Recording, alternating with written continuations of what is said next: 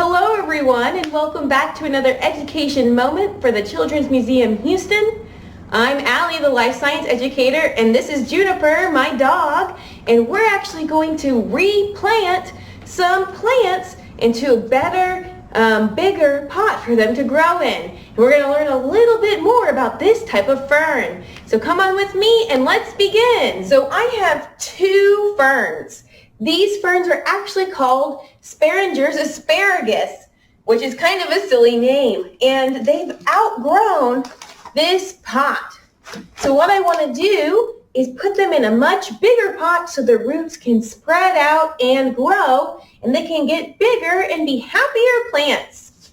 So the first thing you want to do if you're repotting a plant is you want to make sure that you dig around the area where the roots are, because you don't want to break the roots too much.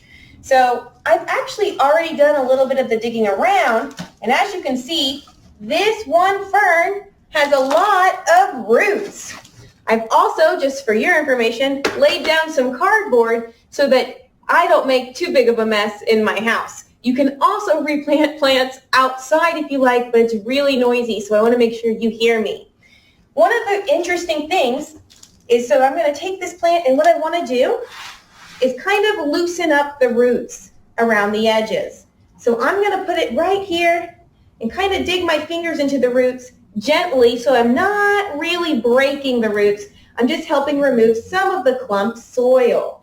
And the reason why you do this is so the roots know that they can spread out into the big pot a little later. So I'm going to shake some of this extra dirt off, and what I want to do is show you what the Sparringer's asparagus roots look like, because they have a really interesting root formation. So they have these little, let me go ahead and shake it off. Shake, shake, shake, shake. Okay. So if you look at the roots, you're going to see these weird bubble-looking root structures, and those are called tubers. So these tubers actually store nutrients for the plants. Tubers are in large structures that some plant species have, and it actually stores all the nutrients and water that they need to survive during a plant's perennation, which is really a big word for saying during like the dry season or surviving the winter, because whenever they don't have as much nutrients or water available. These tubers actually provide energy and nutrients for the regrowth of the plant for the next growing season. So these are really important to this plant. One example of a tuber that you might be familiar with is a potato. Potatoes are tubers that we can eat, but these tubers are not edible. So don't eat anything that you don't know what it is.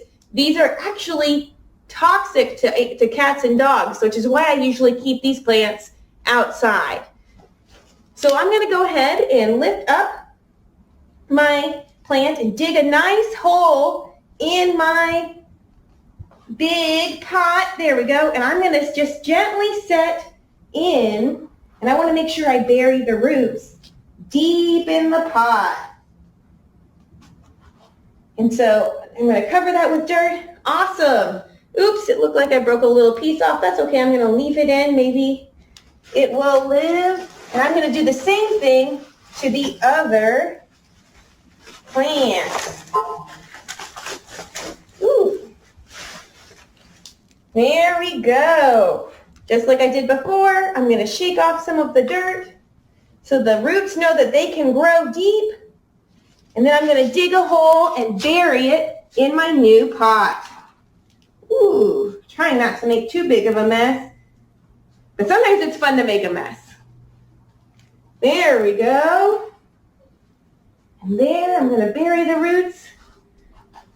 And then what you want to do is make sure that you water this plant really well. Since we disrupted their root system, they're going to be reaching out for water, and I want to make sure I've provided them with plenty to drink. So I'm going to water these plants outside. I hope you had a fun time learning about a tuber, and I'll see you guys next time. Bye!